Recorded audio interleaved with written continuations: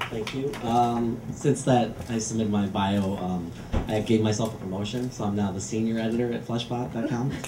And I have a fake last name to go with my fake real name, so my fake first name, so my Dashiell Bennett is how I'm known on the internet now. But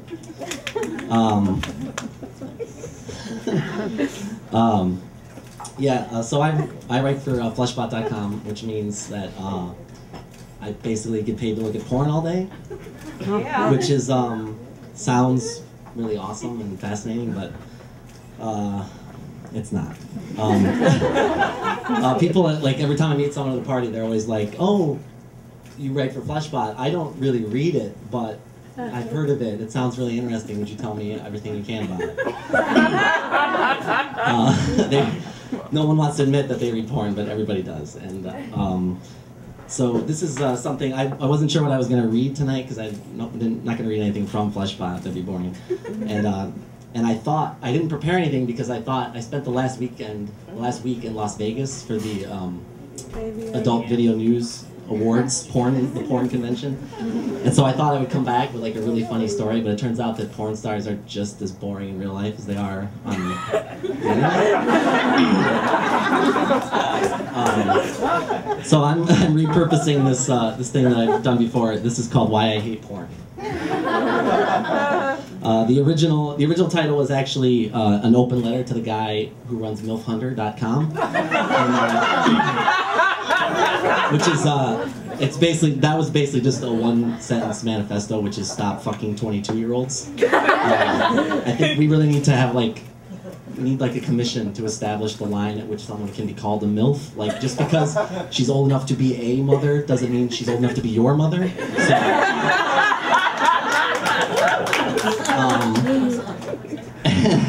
and I also wanted to say that, I don't write erotica. I didn't write, this is supposed to be the naughty reading series. I don't have any sex stories to tell either, because I also don't really like sex blogs, and I'm sure there's a lot of sex bloggers here tonight, and probably who write about their own, specifically the ones who write about their own personal sex lives. And I just want to say to those people, no offense, but I think you're all full of shit. That guy you were jogging with did not have sweat glistening on his perfect pectoral muscles. He was not 10 inches uncut and ready to slice you open. It's like, you just stop. So anyway, it's not that I'm against sex writing. I'm not anti-porn. I love it. I think it's great. I'm just really disappointed that it's so bad.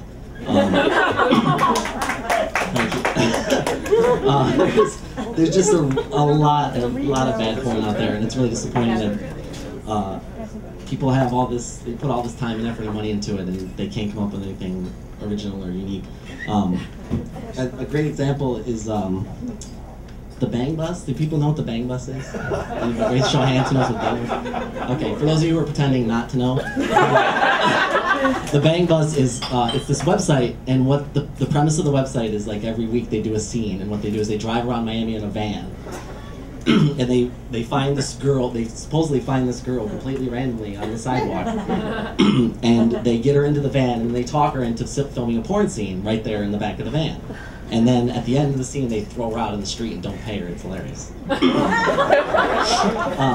So my problem with it is this: that porn is supposed to be fantasy. It's supposed to be it's the one chance you get to act out all your wildest dreams, the things you can't do in real life, the things that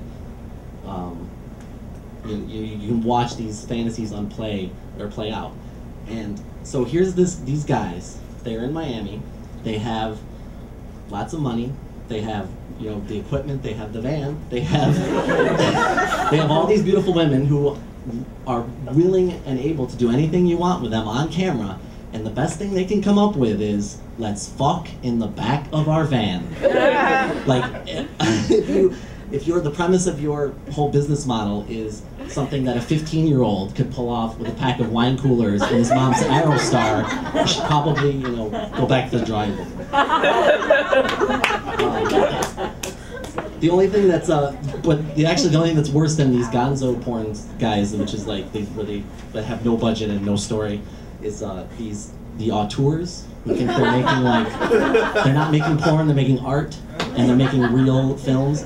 My favorite is Paul Thomas, who he directed a movie called Pirates, which is it's pretty much the most successful porn movie of all time, and also had the biggest budget. And spoiler alert, they fuck on a pirate ship.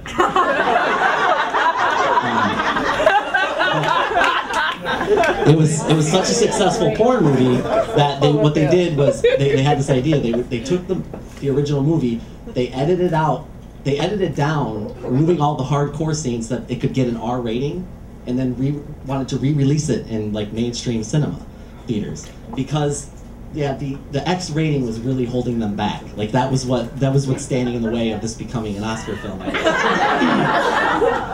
Like, you know, like Jessie James, she's such a talented actress, but why is she always giving blowjobs? I don't understand. And the other thing, and so that's my number one problem with porn. It's bad, but it also sort of it doesn't really help the personal life, believe it or not, to know that you know, when you tell people that you work in porn or you write about porn. I've had a girl I was dating when I first started working there. She always felt bad, and I was like, she needed to be reassured. She would say to me, she said to me once, she's like, "It must be hard for you to come back to me after seeing all these porn women on, you know, film all day long, and then to come home to little old me." And you know, so I looked her in the eyes and I said, "But baby, you're so much hotter than those girls." And I don't think she bought that. But what she doesn't understand is that there are a lot of ugly people in porn. And so, like, if that's the threshold that you're setting for yourself as far as hot or not, you really set the bar pretty low. And going to Vegas, so much makeup and so much just like the hair is all, like seeing them all up close in person did not change my opinion at all about the attractiveness. And the guys, don't even get me started on the guys, these guys are ridiculous.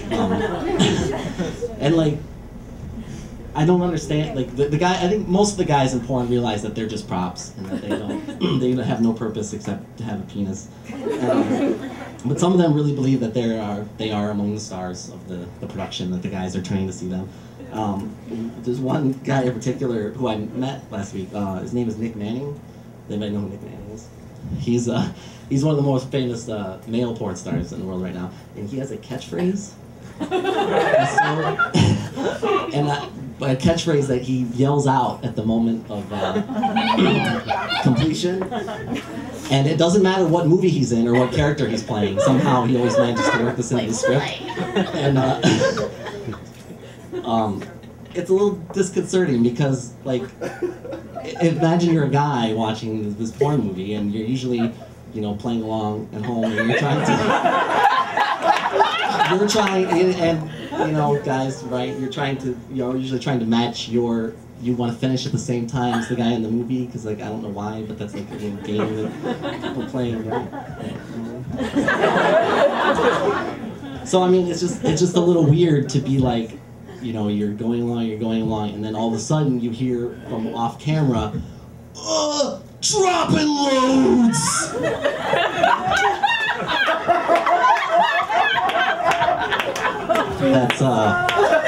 That's the Nick Manning signature. Look for it and you'll find it.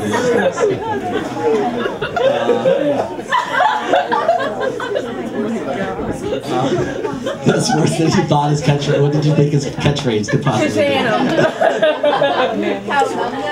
So I think that's all. I'll just leave with I wrote a closing too, which is that the little advice I can pass on from someone whose job it is to sit at home all day in your pajamas watching porn movies.